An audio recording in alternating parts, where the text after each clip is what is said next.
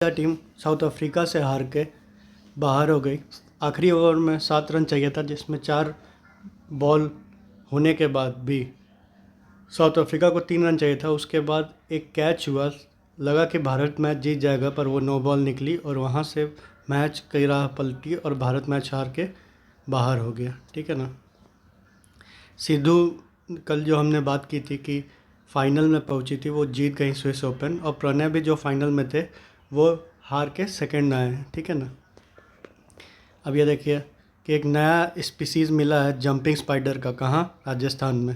तो ये देखिए अभी भी कितने कितने नए नए जीव जंतु मिलते जा रहे हैं। अब देखिए ये एक खबर है जिसे सब अखबारों ने प्रमुखता से छापा है कि surface to air missile, medium range surface to air missile successfully fired at Chandipur. ये आपका इजराइल की सहायता से भारत ने बनाई है और इसे कल सक्सेसफुली टेस्ट किया गया। इससे हमारे आर्म फोर्सेस की ताकत में बहुत ज़्यादा बढ़ावा हुआ है।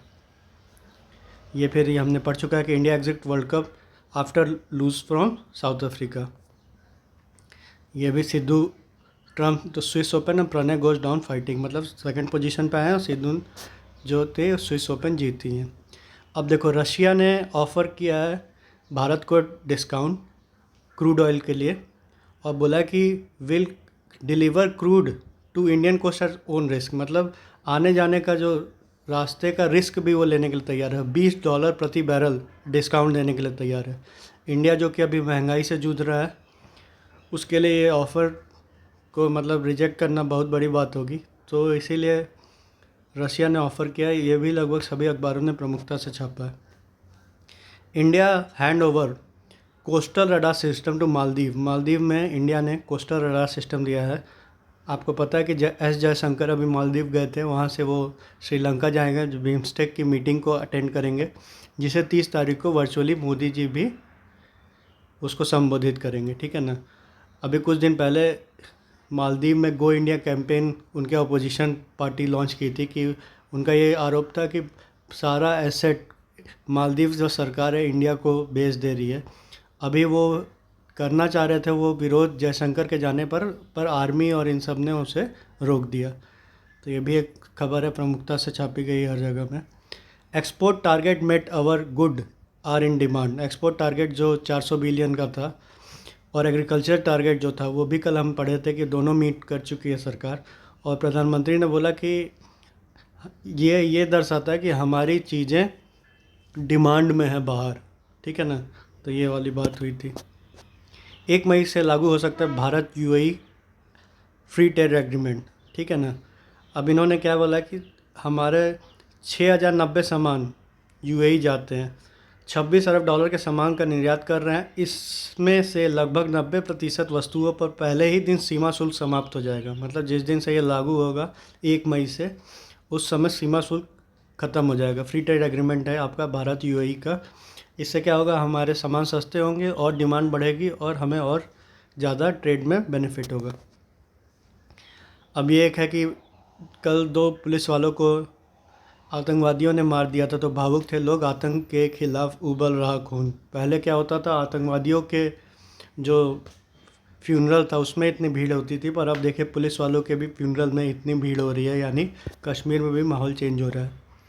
2448 किलोमीटर प्रति घंटा रफ्तार वाली मिसाइल का परीक्षण, ये हमने पढ़ा था, चांदीपुर से किया गया था। और आपका इंडिया ने इजराइल की सहायता से ये मिसाइल बनाई है। ठीक है। अब एक खबर, कभी नहीं स्वीकार करूँगी राष्ट्रपति पद का प्रस्ताव। अभी ये हल्ला हो रहा था कि आने वाले राष्ट्रपति चुनाव जो जून जुलाई में होने वाले हैं, उसमें भाजपा मायावती को अपना कैंडिडेट बनाएगी। तो उन्होंने इसकी अटकलें समाप्त कर दी है। वो बोली कि मेरे कैंडिडेट बनते ही पार्टी का अस्तित्व ख़त्म हो जाएगा। तो ये इसलिए उन्होंने इस चीज़ को अस्वीकार कर दिया है। चाहे भाजपा या किसी भी पार्टी से वो राष्ट्रपति पद की उम्मीदवार नहीं बनेंगे। प्रमोद सावंत आज आपका गोवा के मुख्यमंत्री पद का वो शपथ लेंगे। ठीक है ना। तो ये भी लगभग इम्पोर्टेंट न्यूज़ है आज का। भारतीय संस्कृति के साक्षात दर्शन स्वामी शिवानंद। प्रधानमंत्री ने कल मन की बात में ये बोला, 126 वर्षीय हैं इस बार इन्होंने पद्मश्री भी मिला था। तो इनका अभी एजिलिटी एक शब्द वो है कि अभी भी ये कितने ज़्यादा एक्टिव हैं, ये चीज़ हमें देखना चाहिए। 126 साल में भी पूरा एक्टिव हैं, अभी भी आधा एक घंटा पूरा योग करते हैं। ठीक है। सिंधु ने जीता स्विस ओपन खिताब, प्रणव चुके। भारत मालदीव की दोस्ती गहरी और स्थायी, जयशंकर बोले। ठीक है। अब देखिए, कल हमने पढ़ा था कि 7 राज्य और एक केंद्र शासित प्रदेश में हिंदू की जनसंख्या कम है, तो उसे अल्पसंख्यक का दर्जा दिया जाए कि ना दिया जाए। इसमें सेंटर ने गेंद राज्यों के पाले में डाल दी है। बोले कि राज्य भी धार्मिक और भाषाई समुदाय पर अल्पसंख्यक घोषित कर सकते हैं।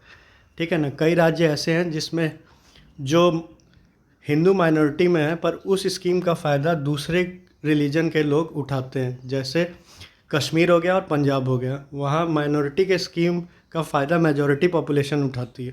ठीक। 400 billion export signifies India potential. ठीक है ना, कि $400 बिलियन का एक्सपोर्ट हो गया। अब देखिए 10% ईयर ऑन ईयर जो कोल इंपोर्ट है वो हाई प्राइस की वजह से वो कम हो गया है। ठीक है ना। एज टू डेट 2 दिन का राष्ट्रव्यापी भारत बंद का सभी ट्रेड यूनियन ने वो किया है। Export features suggest domestic supply chain getting stronger. Domestic supply chain stronger होते जा रही है, ये बताया है। ठीक है ना। State 2 can define minority status, हमने बता चुके हैं कि 7 राज्यों में हिंदू पॉपुलेशन माइनॉरिटी में है और एक केंद्र शासित प्रदेश में भी। अब क्या उसे हम माइनॉरिटी डिक्लेयर करें कि नहीं करें, तो वो चीज़ का फैसला राज्य भी कर सकता है। ठीक है ना। कॉमन यूनिवर्सिटी एंट्रेंस टेस्ट, हमने जैसे पता है कि अब पहले क्या होते थे, दिल्ली यूनिवर्सिटी और बाकी यूनिवर्सिटी में 12th के नंबर पे एडमिशन होते थे और वो नंबर इतने ज़्यादा बढ़ते जा रहे थे 95, 96, कि एक बार विनोद चोपड़ा ने 100% करके एक मूवी बनाने का सोचा कि किस तरीके से 12th के नंबर इतना ज़्यादा हाई कट ऑफ जा रहा है जिसका कोई कहना नहीं। पर अभी सरकार ने उसे हटा दिया और कॉमन यूनिवर्सिटी एंट्रेंस टेस्ट होगा।